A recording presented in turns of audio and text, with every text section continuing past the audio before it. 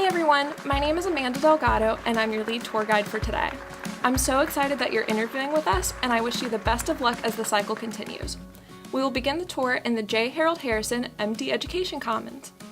The first floor of the Harrison building contains 3 levels of study spaces that feature abundant natural light, a coffee shop which is easily accessible for a quick between-class snack, coffee, or a full lunch, and an IT service desk located in the lobby for your convenience. There are also a few classrooms on the first floor. These classrooms are the M1 and M2 lecture halls. These halls are mirror images of one another and are large enough to accommodate daily lectures. The large lecture halls also accommodate student interest group meetings and larger pre-clerkship events. Let's move on to the second floor. The second floor of the Harrison building holds the smaller problem-based learning rooms, which are ideal for hosting small group learning. There is a television screen at the end of the conference table in each room. The TVs are generally for weekly student presentations. When these rooms are not occupied for classes, they are available for students to study in groups.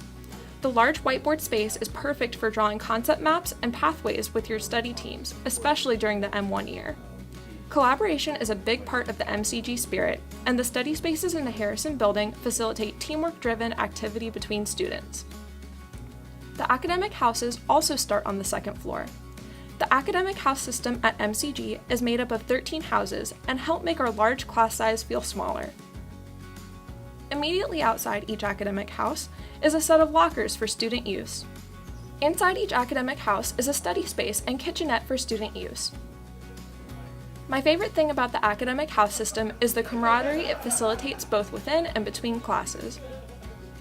The library service desk can also be found on the second floor along with a printing station, an ideal resource for problem-based learning projects. The third floor houses our interdisciplinary simulation center.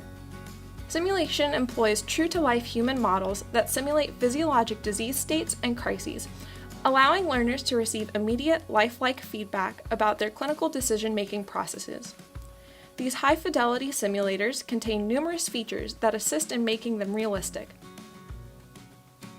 Simulation Center facilities include one 150-seat classroom, high and medium fidelity simulation and operating rooms, 2 8-bed open bay labs to simulate a hospital ward, and 8 debriefing rooms for reviewing simulations, discussing procedures, and playback of all simulations. In the Simulation Center, students interact with high-tech patient simulators along with standardized patients through MCG's Clinical Skills program. Standardized patients vary in age, gender, and ethnicity to allow students to engage with patients who will mimic the diverse patient populations they will experience in practice. Next, we will move on to the Anatomy Lab. Students are given 24-hour access to the Anatomy Lab with their activated student ID badges. Each student is assigned a locker where they are permitted to store any materials they will need for Anatomy Lab. Additionally, the locker rooms contain showers for students to use. Students also have access to a resource room adjacent to the Anatomy Lab. It contains models of various organ systems, as well as conference tables and television screens for team-based learning. In the Anatomy Lab, you will find the body donors. MCG students work in teams of 4 on the days they are assigned to dissect. While some students stress about their initial lab experience, faculty are extremely understanding and help the class acclimate to a new method of learning and conquer any lingering anxieties. MCG faculty also stress the importance of respecting the body donors and the privilege we have as medical students to learn from them. We recognize the sacrifices of each body donor and their families with a body donor memorial service held each spring.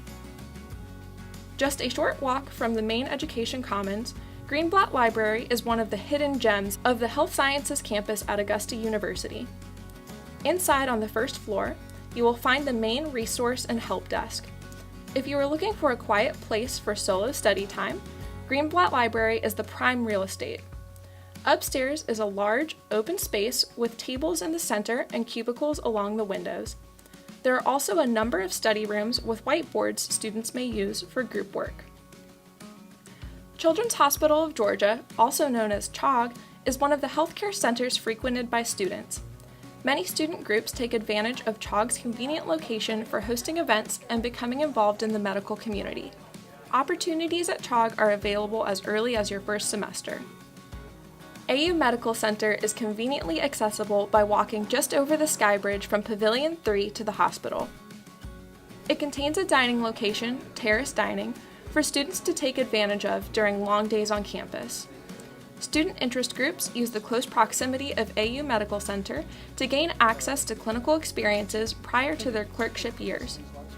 Moreover, medical students are encouraged to shadow chaplains and experts in palliative care at AU Medical Center as a part of the Graduate Certificate in Bioethics program, another unique offering at MCG.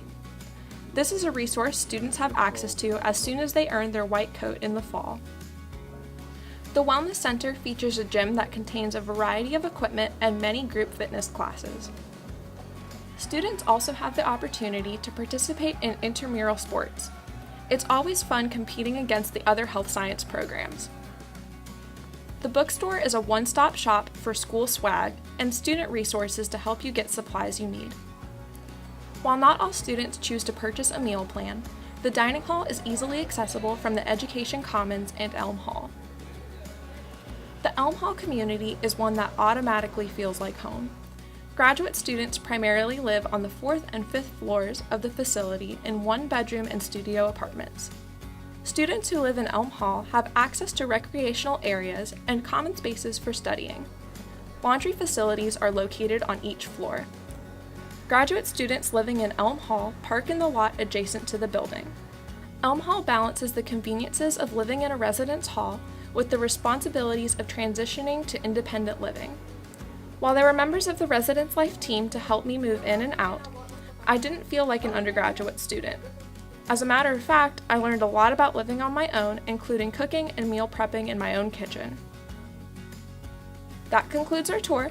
Thank you for being here with me today, and I wish you the best of luck throughout the rest of the admission cycle. Hope to see you on campus soon!